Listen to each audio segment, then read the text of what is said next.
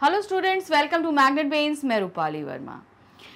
Magnet brains आपको 100% free education देता है और कंटेंट भी इसका बहुत उम्दा क्वालिटी का रहता है। हम कोशिश करते हैं कि आपको अच्छे से अच्छा कंटेंट दें ताकि आपको हर एक चीज़ बहुत ही ईजी वे में समझ में आए, और जब इजी वे में आपको समझ में आएगा तो जाहिर सी बात है कि आपके एग्ज़ाम या टेस्ट में आप उसको अप्लाई करोगे तो आपके मार्क्स भी अच्छे आएंगे।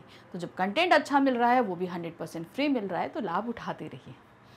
आज जो लाभ उठाने वाले हैं वो है CUET के स्टूडेंट, यानी कि कॉमन यूनिवर्सिटी एंट्रेंस टेस्ट जो हमारा होने वाला है उसका हिंदी का मॉक टेस्ट पेपर नंबर 25 में आपके लिए लेकर आई हूँ। तो अभी तक हम इसका topic wise explanation, topic wise MCQs और साथ ही 24 मॉक टेस्ट पेपर कंप्लीट करा चुके हैं। आज हम 25 कराएंगे। आपका ये जो CUET का एग्ज़ाम होने वाला है ये 100% MCQs बेस्ड होगा, यानी कि आपसे सभी बहुविकल्पीय प्रश्न पूछे जाएंगे। इसमें टोटल आपको 50 क्वेश्चन पूछे जाएंगे, जिसमें आपको 40 क्वेश्चन ऑप्ट करने हैं, जिसके लिए आपको मिलेंगे 45 मिनट्स। और इसमें गद्यांश भी रहेंगे, इसलिए आपको बहुत ही जल्दी हर एक चीज़ को करना है। यहाँ पर हर एक सही जवाब के लिए आपको 5 अंक मिलेंगे, यानी कि टोटल ये क्वेश्चन पेपर 200 मार्क्स का रहेगा। और आपसे अगर कोई क्वेश्चन गलत हो जाता है तो उसके लिए माइनस मार्किंग भी है, यानी कि उस गलत क्वेश्चन के लिए आपका 1 अंक काट लिया जाएगा, यानी कि उसके लिए आपको कोई मार्क्स तो मिलने ही नहीं है। पहले आपने जो सही किया हुआ है उसमें से 1 नंबर आपका डिडक्ट हो जाएगा, इसलिए मार्क करते समय आंसर बहुत सावधानी बरतिएगा। तो चलिए फटाफट प्रैक्टिस शुरू करते हैं, क्योंकि गद्यांश है इसमें, तो हमें चीज़ें जल्दी जल्दी भी करनी है और सही करनी है, तो उसके लिए प्रैक्टिस करनी ज़रूरी है। तो हमारा जो पहला प्रश्न आ रहा है वो क्या है? गद्यांश आधारित प्रश्न है। क्या दिया है निर्देश? तो यहाँ पर प्रश्न संख्या 1 से 5 तक जो है हमें हमारे सामने गद्यांश दिया हुआ है, उस गद्यांश को पढ़ना है, और प्रश्न संख्या 1 से 5 तक उस गद्यांश से संबंधित प्रश्न है। क्या दिया है? विद्यार्थी जीवन ही वह समय है जिसमें बच्चों के चरित्र, व्यवहार, आचरण को जैसा चाहे वैसा रूप दिया जा सकता है। यह अवस्था भावी वृक्ष की उस कोमल शाखा की भांति है जिसे जिधर चाहो मोड़ा जा सकता है। पूर्णतः विकसित वृक्ष की शाखाओं को मोड़ना असंभव नहीं है। उन्हें मोड़ने का प्रयास करने पर वे टूट सकती हैं, पर मुड़ नहीं सकती। छात्रावस्था वह श्वेत चादर की तरह होती है जिसमें जैसा प्रभाव डालना हो डाला जा सकता है। सफेद चादर पर एक रंग जो चढ़ गया सो चढ़ गया, फिर से वह पूर्वावस्था को प्राप्त नहीं हो सकती। तो यहाँ पर उन्होंने बताया कि जैसे सफ़ेद चादर पे हम रंग डालते हैं, तो जो एक बार चढ़ गया वो चढ़ गया, अब दोबारा उस पर हम चाहें कि उसको सफ़ेद कर लें और फिर से उस पर दूसरा रंग चढ़ा दें तो ये पॉसिबल नहीं होती। उसी तरह छात्रावस्था भी इसी तरीके से एक सफ़ेद चादर की तरह होती है। उसमें जैसे संस्कार, जैसी आदतें पड़ जाती हैं वो ताउम्र वैसी ही रहती हैं। इसीलिए प्राचीन काल से ही विद्यार्थी जीवन के महत्व को स्वीकार किया गया है। इसी अवस्था से सुसंस्कार और सवृत्तियां पोषित की जाती हैं। इसीलिए प्राचीन समय में बालक को घर से दूर गुरुकुल में रहकर कठोर अनुशासन का पालन करना होता था। भाई घर से दूर रह जाके उन्हें गुरुकुल, जैसे आजकल के हॉस्टल्स होते हैं, लेकिन वहां पर क्या गुरुकुल में आपको विद्या भी दी जाती थी, शस्त्र विद्या भी दी जाती थी, संस्कार भी दिए जाते थे, अपने आप को सारे काम भी स्वयं करने होते थे। तो वो गुरुकुल की अवस्था बहुत ही कठोर अनुशासन में पालित की जाती थी। तो ये गद्यांश था। अब इस पे आधारित प्रश्न क्या है? व्यवहार को सुधारने का सर्वोत्तम समय होता है। कौन सा होता है? प्रौढ़ावस्था, युवावस्था, वृद्धावस्था या छात्रावस्था? तो गद्यांश के अनुसार वह अवस्था होती है छात्रावस्था। छात्रों को गुरुकुल में छोड़ा जाता था। किस लिए छोड़ा जाता था? कठोर अनुशासन के लिए, घर से दूर रखने के लिए, अच्छे संस्कार विकसित करने के लिए, या इनमें से कोई नहीं। तो किस लिए छोड़ा जाता था उन्हें? अच्छे संस्कार विकसित करने के लिए, अच्छे संस्कार विकसित करने के लिए। नेक्स्ट है, छात्रावस्था की उपयुक्त तुलना किससे की गई है? तो 2 तरीके से की गई थी, तो मगर सबसे अच्छी तुलना किससे की गई है छात्रावस्था की? विकसित वृक्ष से, सफेद चादर से, अविकसित वृक्ष से, वृक्ष की विकसित शाखा से। तो किससे किया गया था? भावी वृक्ष। भावी वृक्ष का तात्पर्य क्या होता है? जो अविकसित वृक्ष होता है, यानी कि अभी पौधा होता है, उसमें हम जैसा चाहें उसको वैसा मोड़ सकते हैं, और फिर उसको हम जैसे, इसी तरह छात्रावस्था क्या होती है, उसमें हम उसी तरीके के संस्कार डाल सकते हैं। नेक्स्ट है, इनमें से किस शब्द में उपसर्ग का प्रयोग नहीं किया गया है? हमें बताना है किसमें उपसर्ग का प्रयोग नहीं है। महत्व, सुसंस्कार, अनुशासन या अविकसित। तो आप यहां पर देख रहे हो सुसंस्कार में सु उपसर्ग है, फिर उसके बाद अनुशासन में अनु आपका उपसर्ग है, अविकसित में आ हमारा उपसर्ग है। तो जो नहीं है, वो जो हमारा बिल्कुल भी नहीं है, वो है महत्व। महत्व में किसी भी तरह के उपसर्ग का प्रयोग नहीं किया गया है। नेक्स्ट आते हैं, प्रस्तुत गद्यांश के लिए उपयुक्त शीर्षक है। कौन सा शीर्षक एकदम सही होगा? चरित्र और व्यवहार, कठोर अनुशासन, विद्यार्थी जीवन, छात्र एक लक्ष्य। तो यहाँ पर जो है क्या दिया है, चरित्र और व्यवहार की निर्माण की प्रक्रिया को बताया जा रहा है कि कैसे किया जाता है। तो सही यहाँ पर क्या होगा? चरित्र और व्यवहार। नेक्स्ट है अब हमारे पास में दूसरा गद्यांश आ रहा है। अब ये गद्यांश जो है प्रश्न संख्या 6 से 10 तक के लिए हमें गद्यांश पढ़ना है। प्रश्न संख्या 6 से 10 तक हमें इसके उत्तर देने हैं। दिए गए गद्यांश को ध्यान पूर्वक पढ़िए और नीचे दिए गए प्रश्नों के उत्तर दीजिए। एक ही बार में ध्यान से हम पढ़ लेंगे। सच्चा उत्साह वही होता है जो मनुष्य को कार्य करने के लिए प्रेरणा देता है। मनुष्य किसी भी कारणवश जब किसी के कष्ट को दूर करने का संकल्प करता है, तब जिस सुख को वह अनुभव करता है, वह सुख विशेष रूप से प्रेरणा देने वाला होता है। जिस भी कार्य को करने के लिए मनुष्य में कष्ट, दुख या हानि को सहन करने की ताकत आती है, उन सबसे उत्पन्न आनंद ही उत्साह कहलाता है। यानी कि जब हम कुछ अच्छा कार्य करते हैं और अच्छा कार्य करने के लिए जब दुख उठाते हैं, तो उसको करने को संपन्न करने के बाद हमारे अंदर जो आनंद और उत्साह आता है, एक्चुअल में वही है। उदाहरण देने के लिए, दान देने वाला व्यक्ति निश्चय ही अपने भीतर एक विशेष साहस रखता है और वह है धन त्याग की साहस। यही त्याग यदि मनुष्य प्रसन्नता के साथ करता है, तो उसे उत्साह से किया गया दान कहा जाता है। उत्साह आनंद और साहस का मिला जुला रूप है। तो यहाँ पर क्या है, हम कोई भी कार्य जब बहुत ही साहस के साथ करते हैं, तो हमारे अंदर उत्साह और आनंद का प्रवाह होता है। नेक्स्ट है, उत्साह में किसी न किसी वस्तु पर ध्यान अवश्य केंद्रित होता है। वह चाहे कर्म पर, चाहे कर्म के फल पर हो। यानी कि जब हम कोई कार्य करते हैं तो हमें उस काम में उत्साह होगा, लेकिन उस उत्साह, वो जो उत्साह मिल रहा है, उसमें हमें एक चीज पे हमारा ध्यान केंद्रित, या तो जो काम हम करने वाले उस पे हमारा ध्यान रहेगा, या उस कर्म से जो फल मिलेगा, यानी हमें जो फायदा होगा, उस पर हमारा ध्यान केंद्रित रहता है। और चाहे व्यक्ति या वस्तु पर हो, इन्हीं के आधार पर कर्म करने में आनंद मिलता है। कर्म भावना से उत्पन्न आनंद का अनुभव केवल सच्चे वीर ही कर सकते हैं, क्योंकि उनमें साहस की अधिकता होती है। सामान्य व्यक्ति कार्य पूरा हो जाने पर जिस आनंद का अनुभव करता है, सच्चा वीर कार्य प्रारंभ होने पर ही उसका अनुभव कर लेता है। मतलब अब हम लोग हैं, काम पूरा जब हो जाता है तो हमें बड़ा अच्छा लगता है, लेकिन जो सच्चे तौर पे काम करते हैं, तो जब वो उस कार्य को शुरू कर रहे होते हैं, तो उन्हें तभी उस आनंद का अनुभव हो जाता है। आलस्य उत्साह का सबसे बड़ा शत्रु है। जो व्यक्ति आलस्य से भरा होगा, उसमें काम करने के प्रति उत्साह कभी उत्पन्न नहीं हो सकता है। उत्साही व्यक्ति असफल होने पर भी कार्य करता रहेगा। उत्साही व्यक्ति सदा दृढ़ निश्चयी रहता है। यानी कि जिसके अंदर उत्साह है, अगर वो जो काम कर रहा है उसको मान लो उसमें सफलता नहीं मिली, तो ऐसा नहीं कि वो हार के बैठ जाएगा, वो तब भी प्रयास करता रहेगा। अर्थात वो दृढ़ निश्चयी है, तब तक उस कार्य को करता रहेगा जब तक उसको उसमें सफलता नहीं मिल जाती है। अब इस पे आधारित जो प्रश्न है वो क्या है, उत्साह का प्रमुख लक्षण क्या होता है? जोश, साहस, आनंद, या आनंद और जोश दोनों?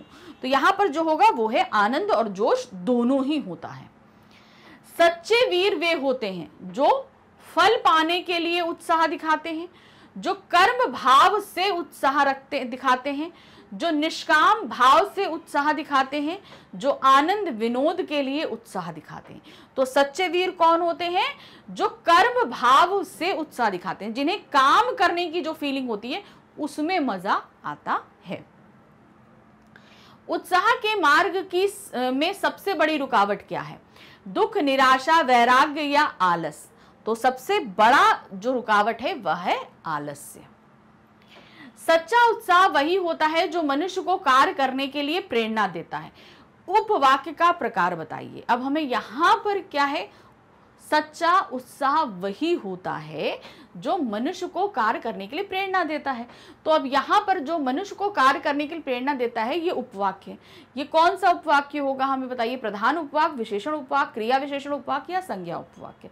तो हमें यहाँ पे बताई दे रहा है कि उत्साह होगा, लेकिन उसकी विशेषता क्या होगी, जब मनुष्य को कार्य करने की जो प्रेरणा है वो किससे मिल रही है, सच्चा उत्साह करने से। तो ये क्या है, विशेषण उपवाक्य होगा। नेक्स्ट आते हैं, केंद्रित और अधिकता में क्रमशः प्रत्यय है। तो यहां पर आप देख रहे हो ये क्या दिया है, केंद्रित। तो यहां पर ये क्या होगा, केंद्र, केंद्र प्लस आपका आएगा इत, ठीक है। फिर अधिकता, तो यहां पर क्या हो जाएगा, अधिक प्लस ता। तो प्रत्यय क्या निकला, इक और ता। तो यहां पर कौन सा आ रहा है, हमारा इत और ता, यानी कि गा हमारा एकदम सही होना चाहिए। ये देखिए, ठीक। नेक्स्ट आते हैं प्रश्न संख्या 11 पे। अब यहां पे हमारे गद्यांश खत्म हो चुके हैं। प्रश्न संख्या 11 से हमारे व्याकरण आधारित प्रश्न, जो और व्याकरण के हमारे टॉपिक सीयूटी में पूछे जा रहे हैं, उस पे आधारित प्रश्न है। तो चलो उसको करते हैं जल्दी से। बालू सरसों शब्द है, क्या है ये, अव्यय है, नपुंसक लिंग है, पुल्लिंग है या स्त्रीलिंग है। देखिए अव्यय तो नहीं है ये, क्यों, क्योंकि इनमें विकार उत्पन्न होगा, इसलिए अव्यय नहीं है। नपुंसक लिंग हिंदी में होता नहीं है, ये संस्कृत में होता है। फिर आते हैं पुल्लिंग या स्त्रीलिंग। अब सिंपल हमने आपको बताया है, क्या करना है आपको, इससे आप क्या कर लीजिए, वाक्य बना लीजिए। बालू बिखर गई, हम नहीं बोलते बालू बिखर गया। सरसों उग रही है, पीली पीली सरसों उग रही है। तो यहां पर हमने देखा ये दोनों ही शब्द हमारे क्या है, स्त्रीलिंग है। नेक्स्ट है, कृति और कृति शब्दों में क्रमशः अर्थ है, क्या अर्थ होगा, यशस्वी। अब यहां पर कृति और कृति क्या होगा, यशस्वी निपुण, कार्य रचना यशस्वी निपुण, कार्य रचना वैर मतभेद, अकेला, कृति मतलब अकेला, 12 इंच का माप, किसी के मध्य फूट डालना। तो यहाँ पर जो सही है आपका कृति और कृति का, वो है कृति मतलब कार्य या रचना, किसी तरह का कार्य या रचना करना, और कृति मतलब होता है यशस्वी या निपुण व्यक्ति। किस क्रमांक में सही वाक्य है, अब हमारे पास वाक्य दिया गया है, किसमें एकदम सही वाक्य है, उसका प्राण पखेरु उड़ गया, वह शायद कल गाड़ी से आए, उन्हें 39 पुस्तकें चाहिए, आपकी उंगलियां मुझसे बड़ी हैं। तो यहां पर जो सही वाक्य है वो है आपका खा, वह शायद कल गाड़ी से आए। क्या देखिए, उसका प्राण पखेरु उड़ गया, नहीं उसके प्राण पखेरु उड़ गए होगा, बहुवचन में आएगा ये। 39 गलत लिखा हुआ है, पहली बात। फिर है आपकी उंगलियां मुझसे बड़ी हैं, आपकी उंगलियां मुझसे बड़ी है, ये वाक्य भी अशुद्ध आ रहा है। क्यों, यहां पर आपकी उंगलियों का माप मुझसे बड़ा है, ये सही वाक्य आएगा। नेक्स्ट है, अधिकतम शब्द का विलोम होगा, अधिकतम बहुत ज्यादा, नवीनतम, न्यूनतम, बहुत अधिक या सर्वाधिक। तो यहां पर अधिकतम का होगा न्यूनतम। नेक्स्ट है, जो सबके आगे रहता हो, अनेक शब्दों के लिए एक शब्द है, एक वाक्यांश दिया है, जो सबसे आगे रहता हो, नेता, अग्रणी, कप्तान, नायक। तो यहां पर जो सबसे आगे रहता हो उसके लिए क्या हम शब्द यूज करेंगे, अग्रणी। नेक्स्ट है, रचना या बनावट की दृष्टि से कौन वाक्य का भेद नहीं है। रचना या बनावट की दृष्टि से वाक्य के 3 भेद होते हैं। पहला क्या है, सरल वाक्य, संयुक्त वाक्य और मिश्र वाक्य। तो जो नहीं है वो क्या है, हमारा समूह वाक्य, ये भेद नहीं होता है। नेक्स्ट क्वेश्चन है, जिससे सब कुछ कहा जा सके, वो क्या है, अंतरंग, सहृदय, घनिष्ठ या उपर्युक्त सभी। तो यहाँ पर हम इसके लिए सभी शब्दों का इस्तेमाल करेंगे, यानी कि अंतरंग भी, सहृदय भी, घनिष्ठ भी, तो उपर्युक्त सभी आएगा। नेक्स्ट है, शाला, साला, शब्द युग्म का अर्थ भेद का चयन करना है। तो शाला, शाला मतलब होता है घर या सदन, साला होता है पत्नी का भाई जिसको बोलते हैं। तो जहां सही ऑप्शन हो, देखिए प्रकृति से संबंधित, पत्नी का भाई गलत है, यहाँ पर साला का मतलब सही है मगर शाला का गलत है। शाला रहने का स्थान, प्रकृति संबंधित, तो यहाँ पहला सही है, दूसरा गलत है। शाला पत्नी का भाई, रहने का स्थान, ये गलत है।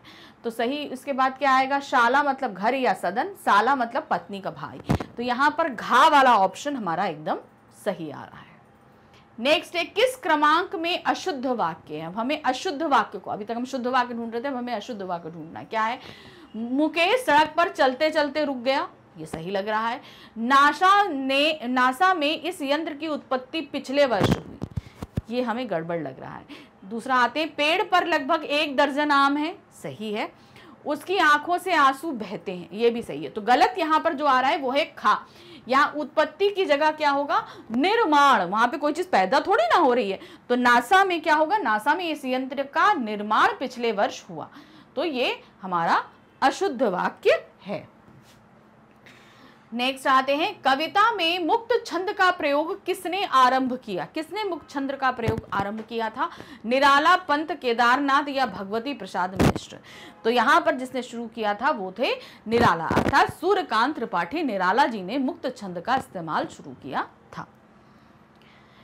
पुष्प कौन सा शब्द है? कैसा शब्द है? तत्सम, तद्भव, देशज या विदेशी? तो यहाँ पर पुष्प जो है वो क्या है? एक तत्सम शब्द है, क्योंकि इसका तद्भव हो जाएगा फूल। पुष्प हमारा क्या है? वो तत्सम शब्द है। गौरी का पर्यायवाची शब्द है। गौरी का पर्यायवाची लक्ष्मी, दुर्गा, सरस्वती या इनमें सभी? तो यहां पर जो है वो होगा गौरी का पर्यायवाची दुर्गा। नेक्स्ट है, इनमें कौन सा महाकाव्य नहीं है? अब आपको बताना है कौन सा महाकाव्य नहीं है। लोकायतन, रामदूत, गंगा अवतरण या कुरुक्षेत्र? तो जो नहीं है वो क्या है? कुरुक्षेत्र जो है ये एक युद्ध स्थल का नाम है, तो इसलिए ये क्या होगा? ये महाकाव्य नहीं है। नेक्स्ट है, कलम का जादूगर किसे कहा गया है? प्रेमचंद, रामरक्ष बेनीपुरी, रामधारी सिंह दिनकर, फणीश्वरनाथ रेणु? तो कलम का जादूगर कहा जाता है रामरक्ष बेनीपुरी जी। निराकार शब्द का विलोम है। निराकार, इस शब्द का विलोम क्या होगा? आकार, विकार, साकार या प्रकार? तो निराकार मतलब जिसका कोई भी आकार ना हो, तो इसका विलोम क्या होगा? साकार, यानी आकार के साथ में। तो ये अर्थ समझते हुए ही हमेशा आप शब्दों का इस्तेमाल ढूंढना करिए। इस शब्द का क्या अर्थ है, क्या निकलेगा, इसका विलोम क्या होगा, इसका पर्यायवाची क्या होगा, उसी आधार पर आप फटाफट आंसर लगा लोगे। नेक्स्ट क्वेश्चन है क्वेश्चन नंबर 26। वह सुबह 100 दंड लगाता है। अब यहाँ पर क्या दिया है? ये जो दंड है, दंड को हम कई नामों से, कई चीज़ें देखते हैं। किसी को पनिशमेंट देना है, किसी को डंडे से मारना है, तो दंड कई चीज़ों के लिए इस्तेमाल होता है। यहाँ पर दंड क्या है? वह सुबह 100 दंड लगाता है। तो दंड यहाँ पर क्या होगा? सजा, एक प्रकार का व्यायाम, डंडा या भुजदंड। तो यहाँ पर 100 दंड लगाना प्रातः में, यानी कि वो एक तरह का व्यायाम कर रहा है। ये देखिए, एक प्रकार का व्यायाम। नेक्स्ट है, नदी का तीर सुहावना है। अब तीर वो धनुष बाण वाला तीर भी होता है। तो यहाँ नदी का तीर, तीर मतलब क्या हुआ? कूल या किनारा। तो यहाँ क्या होगा? किनारा, तैरना, बाण या किनारे पर रहने वाला। तो यहाँ पर तीर का तात्पर्य हमारा क्या है? किनारा, यानी कि तट भी हम बोल सकते हैं। अगर किनारे की जगह तट आता है तो भी सही है। यहाँ पर नदी के किनारे की बात करी जा रही है। संबंधवाचक सर्वनाम बताएं। क्या पूछा गया है? संबंधवाचक सर्वनाम, यानी कि वो सर्वनाम जिससे हम संबंध व्यक्त करते हैं। तो अब यहाँ क्या है? वह, कोई, कौन या जो? तो यहाँ पर संबंधवाचक सर्वनाम जो है वह क्या होगा? जो। अब कैसे होगा? जैसे हम यहाँ पर बोल दें आपको, तो जो तुम कल लाए थे वह बहुत अच्छा, जो तुम मिठाई कल लाए थे वह बहुत अच्छी थी। तो यहाँ जो से क्या हो रहा है? संबंध दूसरे वाक्य के साथ स्थापित हो रहा है, और जो यहाँ पर संबंध स्थापित कर रहा है संज्ञा और सर्वनाम की। जो तुम लाए थे मिठाई कल, तुम जो कल मिठाई लाए थे। तो यहाँ सर्वनाम का संबंध संज्ञा के साथ भी स्थापित वो कर रहा है, जो शब्द। तो इसलिए ये क्या होगा? संबंधवाचक सर्वनाम। नेक्स्ट आते हैं, काफ़ी शब्द में कौन सा विशेषण है? काफ़ी, काफ़ी मतलब होता है ना कि बहुत, क्या कहते हैं, काफ़ी है इतने फूल, मेरा काम हो जाएगा। काफ़ी फूल है, मेरा काम हो जाएगा। अब फूल संज्ञा है, काफ़ी विशेषण है। अब वो काफ़ी किसके अंतर्गत आएगा? निश्चित परिमाणवाचक, अनिश्चित परिमाणवाचक, निश्चित संख्यावाचक या अनिश्चित संख्यावाचक। देखिए यहाँ पर संख्या तो नहीं दे रहा है, यहाँ पर हम क्या देख रहे हैं, काफ़ी शब्द जो है ये किसके अंतर्गत आएगा, परिमाणवाचक के। अब ये निश्चित है कि अनिश्चित है, अब यहाँ पर ये तो दिया नहीं है कि कितनी संख्या में, तो इसलिए ये क्या होगा, अनिश्चित परिमाणवाचक होगा। नेक्स्ट है अवनी का विलोम शब्द क्या होगा। अवनी का मतलब क्या होता है, सबसे पहले हमें ये खोजना पड़ेगा।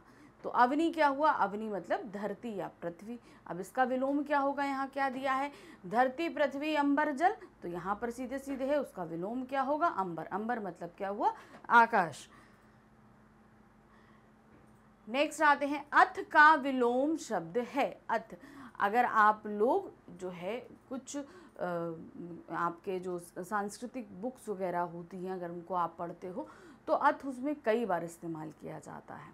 तो अथ का मतलब होता है अंत, यानी सॉरी, अथ का मतलब होता है शुरुआत। तो अब इति, इसका क्या होगा, इति। इति का मतलब होता है समाप्ति। तो जैसे श्री गणेश बोलते हैं, उसी का होता है इति श्री, यानी श्री गणेश मतलब शुरुआत, इति श्री मतलब समाप्त। उसी तरह अथ मतलब शुरू और इति मतलब अंत होगा। नेक्स्ट है नीम के पत्तों का अर्क कड़वा होता है। अब यहाँ पे अर्क शब्द जो है वो क्या, यहाँ उससे अर्क शब्द से क्या तात्पर्य है, रस, सूर, नीरस, आक का पौधा। तो अब यहाँ पर क्या है, नीम के पत्तों का अर्क मतलब क्या हुआ, नीम के पत्तों का रस जो निकलता है वो बहुत ही कड़वा होता है। अक्षी का तद्भव शब्द होगा। अक्षी ये एक तत्सम शब्द है जो संस्कृत से लिया गया है। अब हमें बताना है कि अगर इसमें हम बदलाव करके इसे तद्भव ले, यानी कि इसमें थोड़ा बदलाव करें, तो वो तद्भव शब्द क्या होगा, क्या है, नमन, लोचन, नेत्र, आँख। तो अक्षी का जो तद्भव शब्द होगा वो है आँख। नेक्स्ट है जलद का पर्यायवाची शब्द क्या है। जलद का पर्यायवाची शब्द क्या है, जल, नीरज, जलज या मेघ। तो जलद मतलब जिसके अंदर जल हो, अर्थात मेघ या बादल। नेक्स्ट है निम्नलिखित में कौन सा शब्द पृथ्वी का पर्याय नहीं है। अब आपको बताना क्या है जो पृथ्वी का पर्यायवाची नहीं है। ईला, वसुधा, दुहिता, उर्वी। तो यहाँ पर जो नहीं है वह है दुहिता।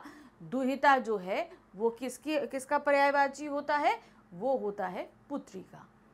नेक्स्ट है प्रत्युपकार शब्द में किन किन उपसर्गों का प्रयोग हुआ है। प्रत्युपकार, तो यहाँ पर क्या है, प्रति प्लस उप, प्र प्लस उप, प्रत प्लस उप, प्रति प्लस उ।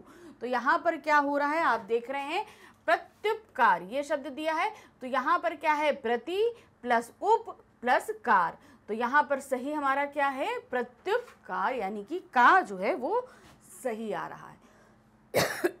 सॉरी। नेक्स्ट आते हैं लकड़हारा शब्द में किस प्रत्यय का प्रयोग हुआ है। लकड़हारा, डहारा, आरा, हारा, लकड़। तो यहाँ पर जो शब्द का इस्तेमाल हुआ है वो है आपका हारा। लकड़ जो है वो हमारा क्या होगा, मूल शब्द, और हारा हमारा क्या है, वो प्रत्यय है। नेक्स्ट आ रहे कौन सा भेद संधि नहीं है। अब यहाँ कई सारे नेम दिए हैं, हमें पहचानना है कौन सा संधि नहीं है। विसर्ग संधि, व्यंजन संधि, जल संधि या स्वर संधि। अब यहाँ पर आप देखिए विसर्ग संधि, व्यंजन संधि, स्वर्ग संधि होता है, जो नहीं है वो है जल संधि। जल संधि कोई भी संधि का भेद नहीं है। नेक्स्ट आते हैं क्या है, निम्न विकल्पों में से एक सही विकल्प छाटिए। अब हमारे सामने 4 वाक्य दिए हैं, अलग अलग तरीके से लिखे गए हैं या उनमें कुछ वर्तनी की मिस्टेक है। जो कुछ भी है हमें शुद्ध वाक्य को ढूंढकर निकालना है। क्या दिया है, जीवन क्षण भंगुर है, व्यर्थ नष्ट ना करें, ये सही लग रहा है। फिर है जीवन, यहाँ पर मिस्टेक कहाँ है, ई की मात्रा में। क्षण भंगुर है, व्यर्थ नष्ट ना करें। जीवन क्षण भंगुर है, यहाँ पे बड़े ऊ की मात्रा है, ये मिस्टेक है, व्यर्थ ना करें।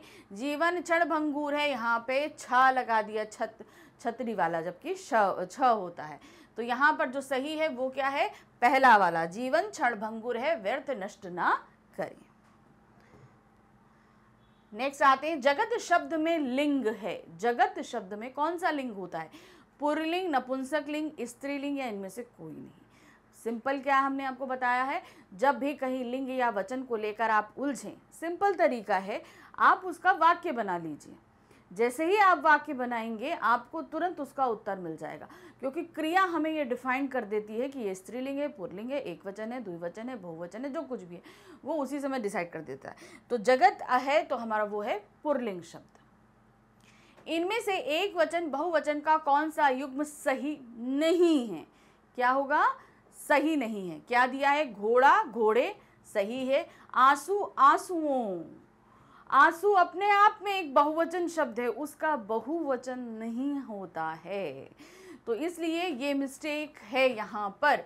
आंसू शब्द जो है वो हमेशा जो है बहुवचन रहता है। आंसू कभी एक नहीं निकलेगा, हमेशा क्या होता है? बहुत सारा ही निकलता है। तो ये एक सिंगल वर्ड ही जो है आंसू, ये अपने आप में बहुवचन है, तो ये युग्म गलत है। गली, गलियां सही है। चिड़िया, चिड़िया सही है। तो गलत हमारा कौन सा युग्म है? खा। आंसू, आंसुओं, ये गलत है। नेक्स्ट आते हैं, शुद्ध वर्तनी का चयन कीजिए। अब हमारे पास एक ही शब्द कई फॉर्म में लिखा हुआ है, अब हमें देखना कि इसमें कौन सा सही है। मृत्युंजय शब्द है, हर जगह दिया हुआ है, तो यहाँ पर जो है वो सही है आपका पहला, मृत्युंजय, ये एकदम सही तरीके से लिखा हुआ है। नेक्स्ट आते हैं, फिर से हमारे पास वर्तनी है, कुछ गड़बड़ी है किसी सब में, खाली एक सही है। क्या है? उद्योगीकरण, औद्योगीकरण, औद्योगिकरण, औद्योगीकरण, औद्योगीकरण। तो यहाँ पर सही जो है वो है हमारा खा, औद्योगीकरण। नेक्स्ट है, फिर अब हमारे सामने जो शब्द है वो है शताब्दी। क्या है? शताब्दी। तो यहाँ पर है शताब्दी, शताब्दी, शताब्दी। तो यहाँ पर जो है वो सही गा है, शताब्दी। कंघी का तत्सम शब्द क्या है? कंघी यानी कि कॉम जो हम इस्तेमाल करते हैं ना बालों को संवारने के लिए, वो एक तद्भव शब्द है। इसका तत्सम शब्द यानी कि संस्कृत रूप क्या होगा? कोठार, कपित्थ्य, कज्जल या कंकित। क्या है? तो इसमें सही जो है वो है कंकित। नेक्स्ट है, श्याम तो पंडित जी का इतना प्यारा है कि उसे तो डैश है, वह कुछ भी कर देगा तो भी कोई भी कुछ नहीं कहेगा। रिक्त स्थान की पूर्ति सटीक मुहावरे से कीजिए। अब हमें क्या करना है, ये जो हमारा रिक्त स्थान दिया हुआ है यहाँ पे हमें एक मुहावरा भरना है। अब मुहावरे के लिए ऑप्शन क्या दिया है? बहुत बड़े अपराध माफ करना, 7 खून माफ करना, 5 खून माफ करना, 3 खून माफ करना। देखिए कई ऐसा होगा कि कहीं पर बहुत सारे आपके अलग अलग तरीके के मुहावरे दिए रहेंगे। अब कई जगह सेंटेंस कई सारे दे देंगे, जैसे यहाँ पर देखिए खून माफ करना है, लेकिन इसमें मुहावरा सिर्फ एक है। ठीक है ना? कौन सा मुहावरा है? ये। बाकी सब तो मुहावरे हैं ही नहीं, वो सिर्फ ऐसे ही आपको सेंटेंस दे दिए गए हैं। तो सही क्या होगा हमारा? श्याम तो पंडित जी का इतना प्यारा है कि उसे तो 7 खून माफ हैं, वह कुछ भी कर देगा तो भी कोई उसे कुछ नहीं कहेगा। तो सही ऑप्शन है हमारा 7 खून माफ करना। नेक्स्ट आते हैं, नेताजी ने अपनी सुरक्षा के लिए एक गुंडे को रख लिया, पर एक दिन उसी गुंडे ने गुस्से में नेताजी का खून कर दिया, इसीलिए कहा जाता है कि डैश अकलमंदी नहीं है। रिक्त स्थान की पूर्ति सटीक मुहावरे से कीजिए। अब हमारे पास क्या है, यहाँ पर एक मुहावरा दिया हुआ है, इस मुहावरे में हमें क्या लिखना होगा? क्या दिया है? सांप को दूध पिलाना, दुष्ट को आश्रय देना, सांप जैसे दुष्ट को आश्रय देना, दुष्ट को सहारा देना। तो देखिए यहाँ पर 4 जो वक्तव्य दिए हैं, इसमें मुहावरा सिर्फ एक है, वो है सांप को दूध पिलाना। तो यही एक मुहावरा ही आएगा, बाकी तो मुहावरे हैं ही नहीं। तो क्या है? नेताजी ने अपनी सुरक्षा के लिए एक गुंडे को रख लिया, पर एक दिन उसी गुंडे ने गुस्से में नेताजी का खून कर दिया, इसीलिए कहा जाता है कि सांप को दूध पिलाना अक्लमंदी नहीं है। तो हमारा का ऑप्शन सही है। नेक्स्ट आएंगे, थोथा चना बाजे घना। अब यहाँ पर ये जो हमारे सामने लोकोक्ति दी गई है, इसका अर्थ हमें ढूंढना है। क्या दिया है?